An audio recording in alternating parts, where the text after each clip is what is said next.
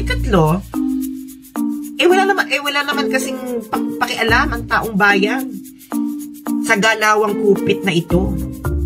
Diba? Walang pakialam ang taong bayan sa galawang kupit na ito. Can you imagine? Over 30 years na ang problema. Over 30 years na ang problema. Walang pakialam ang taong bayan. Kaya ang mga mambabatas ay mananaba na lang sa perang pinaghirapan ninyo. So, wag na kayong malungkot. Diba?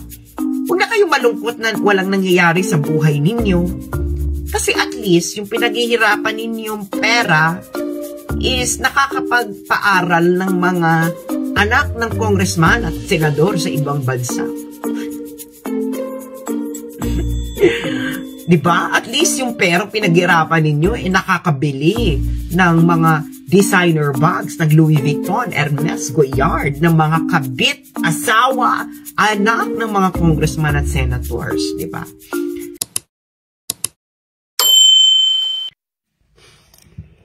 Hello, hello, hello, mga kabaso. Charot. Hello, ito po ang inyong favorite American colony traitor na si Sas Rogando Sasot. Ayan, magandang gabi po sa inyong lahat na sumusubaybay sa inyong favorite American colony trader of the universe. Ayan. Kamusta mga kababayan? Ano lang, sa malamig.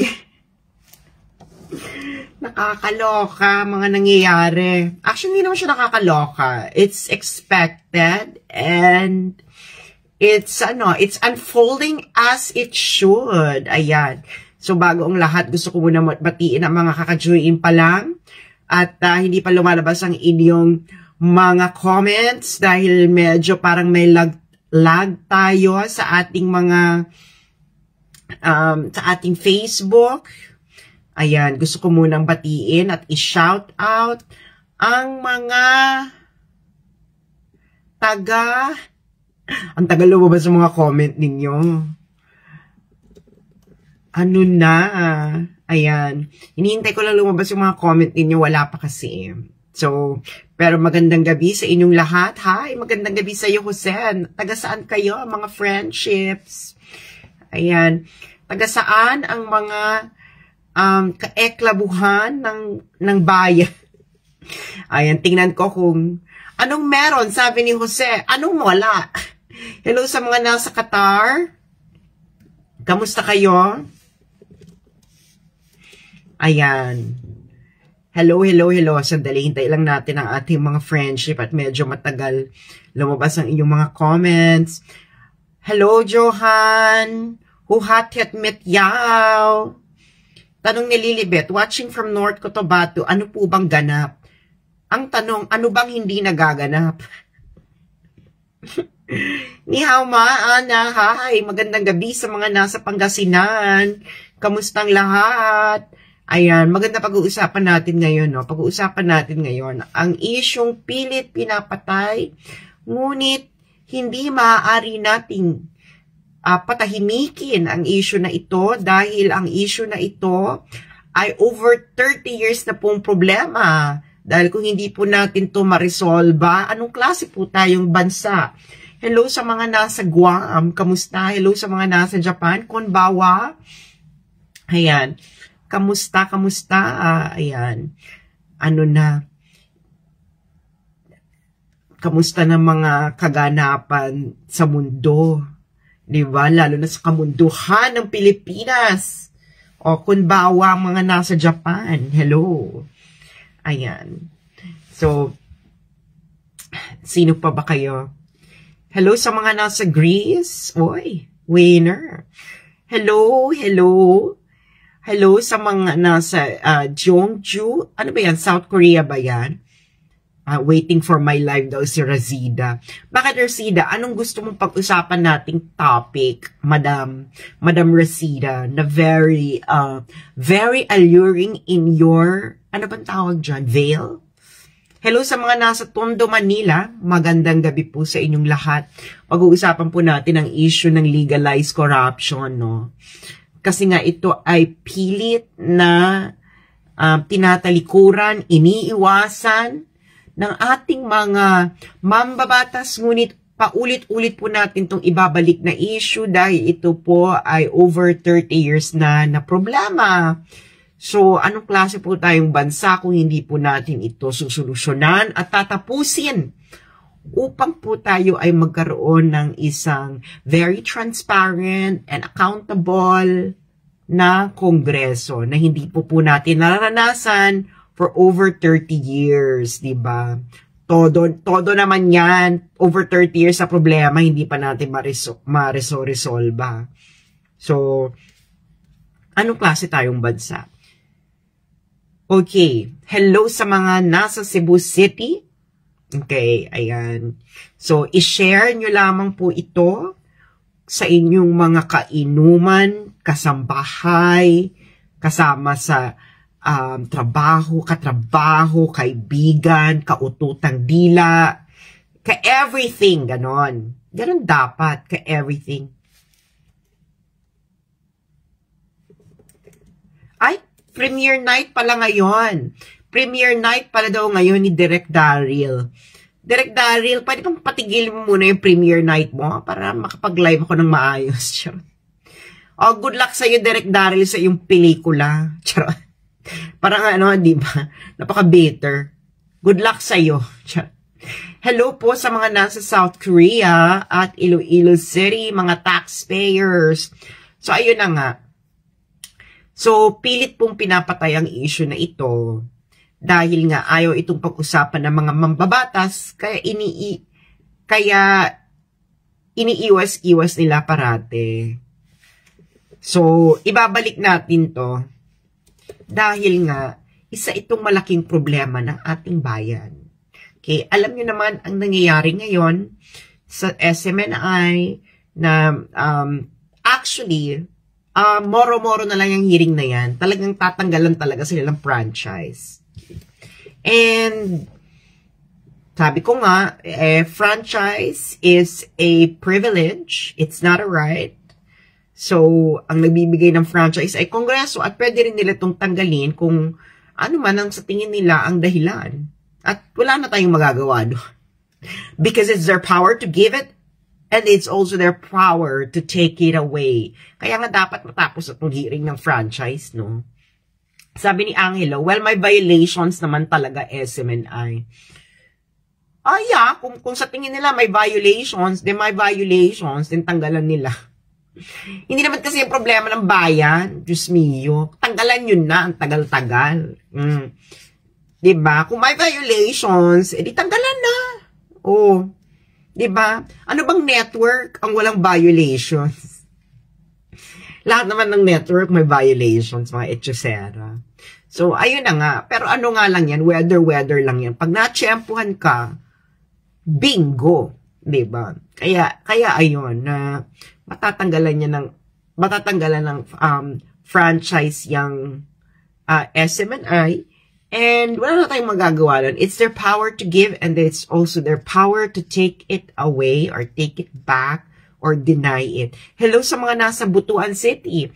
Pero doon tayo sa over 30 years na problema ng bayan. Kasi nga, paulit-ulit ito nangyayari, wala namang nangyayaring solusyon. So, dapat natin ito pag-usapan hanggang mapagod tayo at magsawa. Diba? Hello sa mga nasa Hong Kong. Sabi ni Lelibet, nakikita ko na maraming mawawala ng political career sa next election. I don't think so. Hindi naman yung nagiging issue yung nawawala ng franchise. Hindi siya nagiging issue. Kita mo yung ABS-CBN. Ang ABS-CBN, mas malawak yung coverage na, mas marami itong following at maraming established na followers itong ABS-CBN. Pero hindi naman nawala ng career yung mga nagtanggal ng franchise ng ABS-CBN. So, let's not overestimate ourselves here. Okay? So, let's just be realistic. Hello sa mga nasa Australia at General Santos again. Uy, may mga ilang mga taga-General Santos na nanonood sa atin, no? Ayan. So, hello sa mga nasa Davao City. Hello, Galia. Okay, anong sabi ni Melay? Naku, inumpisahan na ang preparation sa 2028. May takot ba sila? Well, Melay, ang pagtakbo kasi ng presidente, it really takes preparation and organization. And usually, nagsisimula yung organization and preparation years in advance. Kasi hindi naman biro tumakbo ng presidente. Hello sa mga nasa Mongolia at nasa Hong Kong again. Mabuhay rin kayo dyan nasa Hong Kong. Sabi ni Constance, iba kasi ito, case in point si Attorney Migs na la traidora pala.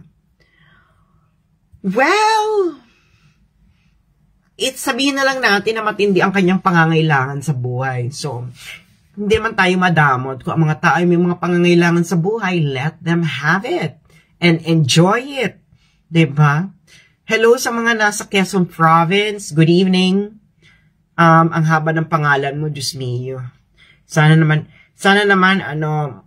habaan mo pa. Ayan. So, eto na nga. Okay. Alam nyo naman, meron tayong issue. At ito nga yung pumutok na issue. Sabi ni Ryan, ano kayong ulterior motive ni Attorney Migs? Wala na tayong pakialam doon. Hindi naman natin siya kaano-ano. Ang motibo niya ay career advancement. As simple as that. Diyos mio, Lord. Okay, hello sa mga nasa Belgium at Cebu. Ayan. So, ayun na nga. O, late notification daw. Yes, exactly. Late notification talaga. Ang Facebook, hindi natin alam kung bakit. Wala na raw akong banks. Actually, meron siya. Hinahawi ko lang. Huwag kayong ano. Hindi kasi ako nakapag-ayos. Tinatamad ako ngayong gabing ito. Hello sa mga Dubai. O, ayan. So, ayun na nga. Pilit nilang nililihis ang usapin ng legalized corruption, which is very true. Diba? Sabi ni Jose, sis, quick question. Can the president abolish the immunity of the Congress? Thanks. No. Ano ba? Naluloka ako sa mga tanong ninyo. Bakit hindi nyo alam kung paano tumatakbo ang ating gobyerno? Paano? Kung hindi natin alam kung paano tumatakbo ang ating gobyerno, so bakit kayo nagbumoboto? Hindi nyo naman pa alam kung anong trabaho ng mga iboboto ninyo. Hello sa mga Tokyo. Again, ang dami nyo na sa Tokyo, ha. Hello, Shebams. Shebams, ano ka ba dyan? Nakapagjowa ka na ba ng Yakuza? Dapat Yakuza, ha. So, ayun na nga. Ang eksena sa buhay, ang eksena natin sa buhay, babalik tayo sa usapin. Okay. Dead man na yung franchise ng SMNI, tanggalan na nila kung gusto nilang tanggalan. Babalik tayo sa totoong usapin ng ating bayan. Okay. Over 30 years na problema ito. Anong problema ito? Okay.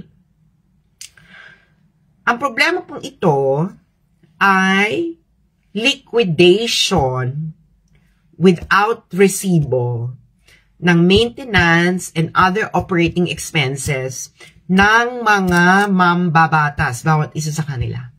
Yan yung tinatawag na MOOE. MOOE. Okay?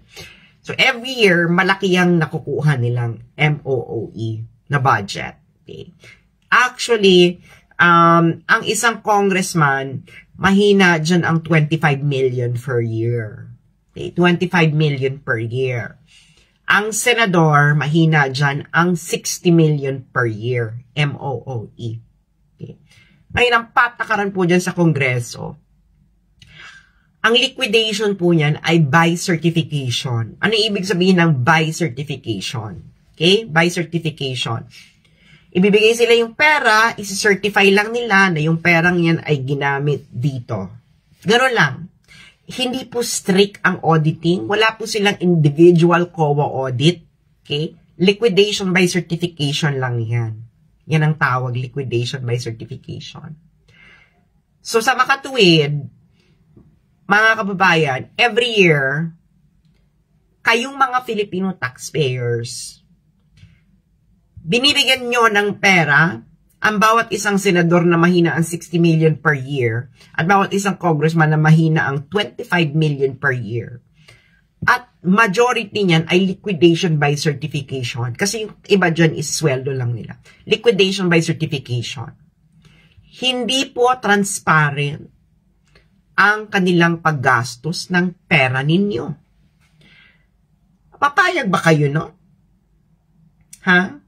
Papayag ba kayo nun sa ganitong gawain? Ay kung papayag kayo sa ganitong gawain, edi tumigil na tayo.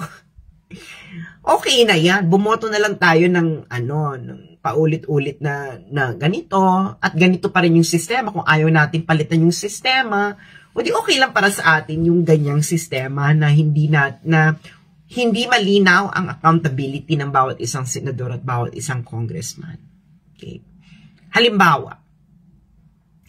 Halimbawa, itong traveling expenses ng House of Representatives. Okay. Ang nakabudget po sa kanila for 2023,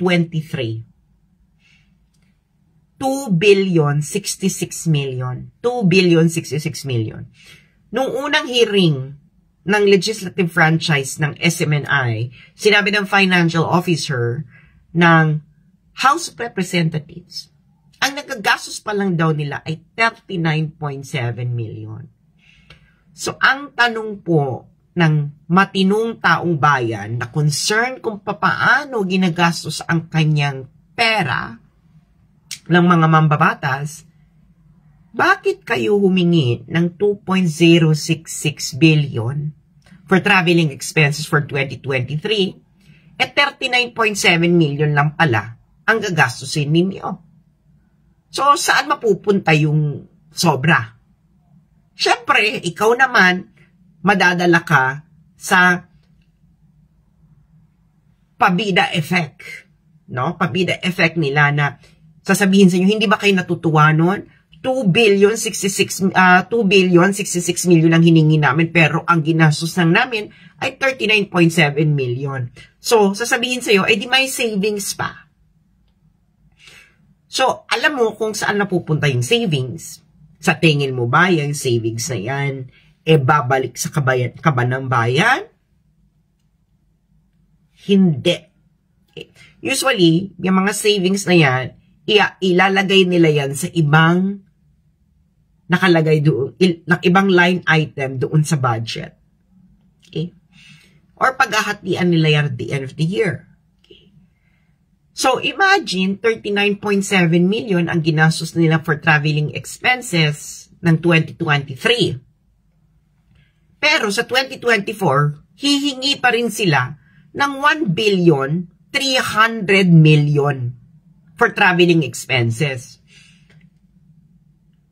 Kung ikaw, matino ka, bakit ka hihingi ng 1,300,000,000 for traveling expenses ng 2024, ang ginastos mo lang pala ay 39.7 million. Diba? So, galawang kupit ito. Galawang kupit. Bakit ngayon malakas ang loob nila na gawin ito taon-taon? Una, wala naman kasing makakapigil sa kanila. Dahil sila rin po ang nag-a-approve ng budget nila. So, nasa kapangyarihan po kasi ng Kongreso ang mag-approve ng budget. So, ngayon, yung budget ng Kongreso, sila ang maglalagay at sila rin ang mag-a-approve. Nagigets ninyo? Sige, ng unang dahilan. Ikalawang dahilan, pag binangga mo ang Kongreso, babalikan kanila ng bonggang-bongga, super bongga. At nakita na natin ito sa pamamagitan ng ginagawa nilang kay Eric at Lorraine. Diba? So, binangga nila ang Kongreso, so nabangga sila ng bonggang-bongga, sobrang bongga. At ikatlo, wala naman kasing pakialam ang taong bayan sa galawang kupit na ito. Diba? Walang pakialam ang taong bayan sa galawang kupit na ito. Can you imagine? Over 30 years na ang problema. Over 30 years na ang problema. Walang pakialam ang taong bayan. Kaya ang mga mambabatas ay mananaba na lang sa perang pinaghirapan ninyo. So, wag na kayong malungkot.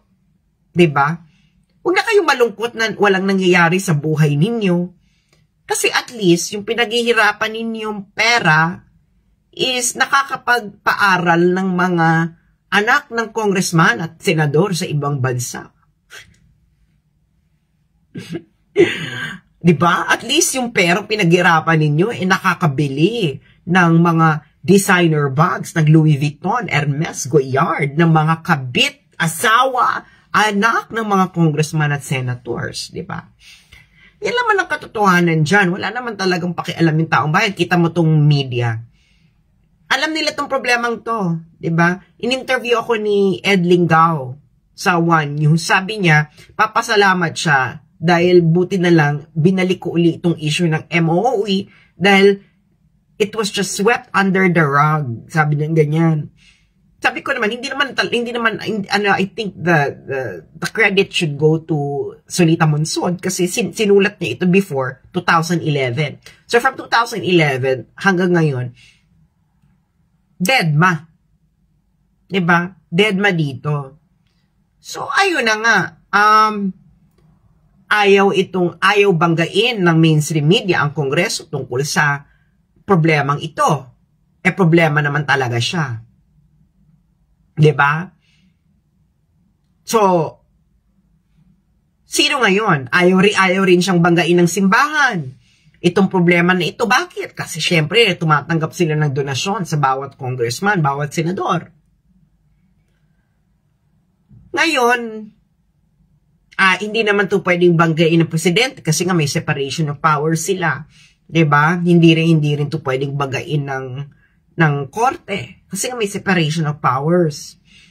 So ngayon, sino ngayon yung babangga? 'Di ba? Over 30 years na po yung problema. So can you imagine? Bibigyan ko kayo ng example kung gaano ka. Sabi ni Josh Medina, ang laki ng butas ng ilong. O ano naman ngayon? Josh Medina, ano ka ba, kinder? O maliit naman yung titi mo. O, malaki butas ng ilong ko pero maliit naman yung titi. So, mas masahol yun. Mas maliit yung titi. Okay. So sino ngayon yung babangga? Diba? Walang babangga. 'Di ba? So anong mangyayari ngayon sa atin? 'Di ba? O asan na yung Josh Medina? O ano? Diyos mio, yung ilong ko napansin. Diyos ko, Lord, palaki ka. 'Di ba? O. Kung hindi mo kayang palaki yung tito, convert mo na lang sa kip. Sabi ni Josh Medina, tumanda ka surot, stress ba? Boba! 41 na ako, talagang tumatanda. Ikaw naman, Josh, sino ba si Josh Medina? Okay, ano bang eksena mo? Ano ba eksena mo sa buhay? Okay, papaakitin kita kung malakas yung loob mo. Okay, in-invite ko na siya. Added. Ay, connection failed. Ayaw ni Josh Medina umakyat, natakot, kaliit-liit ng Ayan si Josh Medina. Kita mo yung pinag-uusapan natin dito, pera ng taong bayan. Ang napansin niyo yung ilong ko. Either si Josh Medina ay isang palamunin ng mga magnanakaw or hindi siya taxpayer. Hindi siya income taxpayer. 'Di ba? Wala siyang problema. Actually, yung mga katulad niya ni Josh Medina, wala siyang problema. Wala siyang problema dito sa issue na to. Ang issue niya is yung ilong ko. So, ganun kababaw. Ganun kababaw itong mga supporters. No? Ang mga supporters ni Tambalaslos at ni Marcos. Problema sa kanila yung butas ng ilong ko, pero hindi sa kanya problema yung 39.7 million lang ang ginagastos ng Kongreso for traveling expenses. Pero ang hinihingi nilang budget ay 2 billion 66 million. So, hindi sa kanya problema yon. Mas gusto pa niya akong bardaguyin kaysa yung mga congressman na ganito yung gawain. So, anong ibig sabihin nito? Di ba? Yung mga kanyang katulad ni Josh Medina, either sugo yan ng mga congressman, no? Na naba na at tumaba na ang at lumaki na yung itlog sa kakaupo at kakalamon sa pamamagitan ng kanilang ng pera ng taong bayan, 'di ba? Wala siyang pakialam. Wala na, kita mo. Hindi na kinaya. 'Di ba? Diyos mio, ako pa, bardagulan, go! So yun na nga, no? Nakita nyo na, yung mga katulad ng Josh Medina, ganyan ang karamihan ng mga Pilipino. Napakababaw ng pinapansin nila. Ayaw nilang pansinin yung napakalaking problema ng bayan. Diba? Ano yung problema ng bayan? Ito nga, over 30 years na itong problema na ang MOOE ng Kongreso, both Senate and House of Representatives, ay liquidation by certification. Diba? Hindi to liquidation by resibo at wala po silang individual audit. Alam nyo na yung problema. Diba? Tapos, karamihan pa dito sa mga to, diba, pro-US daw sila, pro-US. Pero ganito po ang sistema sa US Congress. Papakita ko sa inyo yung sistema sa US Congress, no? Every quarter po, ang US Congress, meron silang pinapublish sa website nila na ang nakalagay ay Statement of Disbursements of the House. Okay? Statement of Disbursement of the House. Papakita ko sa inyo kung anong itsura nun. Ito, dinownload ko na yung pinaka-latest nila. From July 1, 2023 to September 30, 2023. Okay. Sandali lang.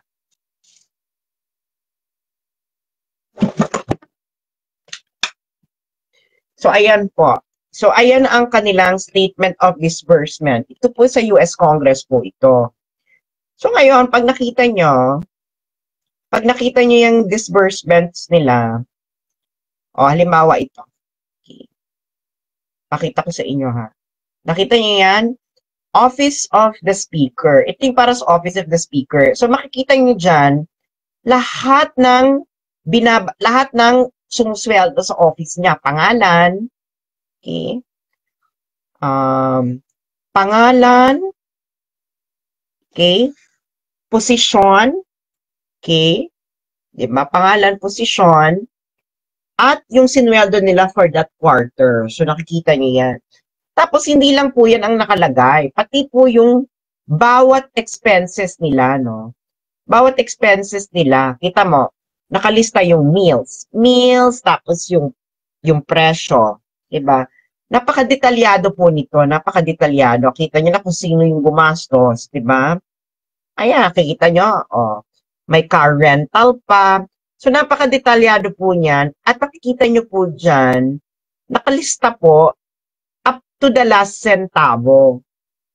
Nakikita nyo yan? Up to the last centavo. So, ayan, kita mo kahit, may $7 and 12 cents. Kasi makita mo, taxi. Diba? Taxi, ganyan. Saan pa ba? So, ayan, tuloy-tuloy, diba? Makikita mo na, ano pa lang to, office pa lang to ng House Speaker. Okay? So, pero bawat isang congressman, nakadetalyado yung kanilang ginagastos. Okay? Paano nila ginagastos yung pera. So, nakikita nyo yan? So, malinaw. So, kita mo kahit $2.99, ano yan? Software.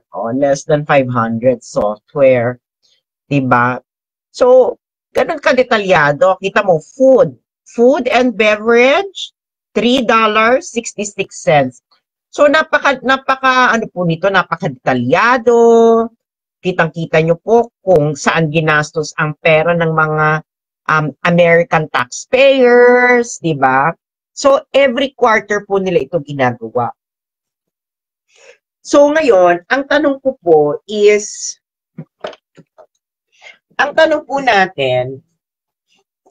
natin is, kung ginaya lang naman po na kasi natin yung sistema natin sa Amerika, bakit hindi po natin nagaya ito?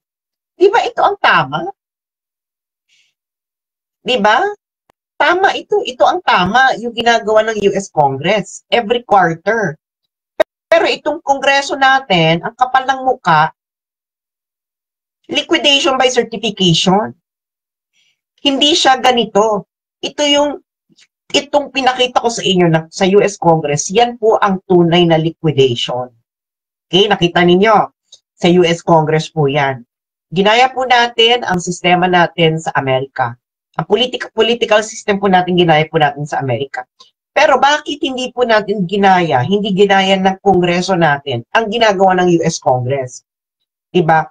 Bakit? Sabi ni Jim Cañete Cambe, hindi yan po pwede gayahin, hindi makapangupit. Ayun na nga, diba? Hindi sila makakapangupit pag ganito ang sistema. Yan naman ang totoo. Diba? Huwag na tayo magmaang-maangan.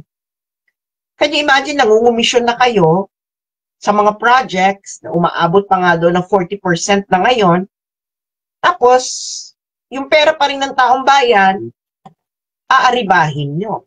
Diba? So, ayun na nga, hindi ba ewan ko, dapat ito'y matigil na. Pero sinong makakapagpatigil? Diba? Ayaw ng mainstream media, pag-usapan ito. Ayaw ng simbahan, ayaw ng mga leading universities sa Pilipinas sa pag-usapan ito. Ayaw nila itong baguhin. Pero dapat natin itong tanungin. Kung over 30 years na ang problema na ito, bakit ayaw itong baguhin? Baka sa tingin nila is okay lang yung ganitong sistema dahil nga hindi nagrereklamong taong bayan. Or baka tanggap na ng bawat isang tao sa Pilipinas na ang perang pinaghahirapan nila ay nanakawin lang din. So yung mga congressman at mga mambabatas natin, gusto-gusto nyo na parang papunta na tayo ng gera laban sa China. Pero hindi kayo makapag-liquidate ng MOOE. Anong katarantaduhan to? Diba? Bakit ayaw ninyo? Diba? Sabi ni Tony, pag ang sistema daw yung katulad sa US Congress, wala nang tatakbong senador at congressman. O ayun na nga. So, sa mga tuwid, kaya sila tumatakbo kasi nga, ang pera ng taong bayan na napupunta sa kanila is kanila na. Nagiging personal money na nila, imbis na ito ay pera ng taong bayan, kaya dapat ang sistema nila ay katulad ng sistema sa US Congress. Nakita ninyo na kanina, di ba, yung liquidation sa US Congress. So, yun ang tama. Pero wala kasing pakialam ang mga Pilipino.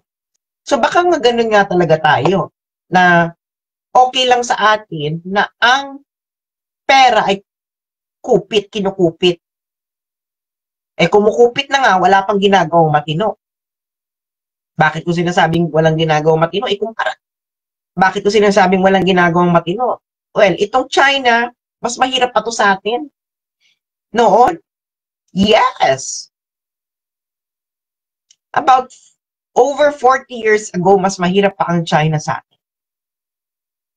Look where China is right now. It's now the biggest economy in the world. So, ibig sabihin, may mali. Diba? Kumukupit na kayo, hindi pa kayo makagawa ng magandang polisiya. Sabi ni LL Ramalak, ano po pwedeng gawin ng ordinaryong Pilipino? O ewan ko sa inyo. Diba? Pag-usapan nyo itong mga kapitbahay ninyo. Kainuman, kasama sa bahay, tama ba to? Kailangan pa paano ito babaguhin? Diba? So, ayun na nga. Um, ito ay sistemang kupit, legalized corruption. At ang masakit ay walang pakialam ang mainstream media, ang mga magagaling nating mga paaralan sa Pilipinas, ang ating mga veteranong mamamahayag. Kahit nga siguro si Tulfo, walang pakialam. Dahil nakikinabang na rin siya ngayon siya. Diba? So, ayun na nga. Sino pang dapat makialam? Dapat makialam na yung dapat makialam para mabago na ito dahil over 30 years na yung problema. Bakit natin itong tinotolerate?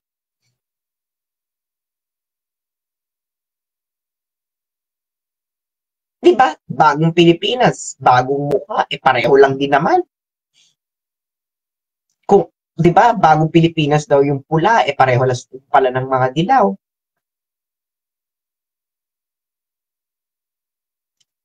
So yun na nga, kailangan baguhin to ang baboy. Diba? 39.7 million lang pala travel expenses. Pero ang hiningi ninyo, 2 billion and 66 million. Kupit na kupit yung galawan. Diba?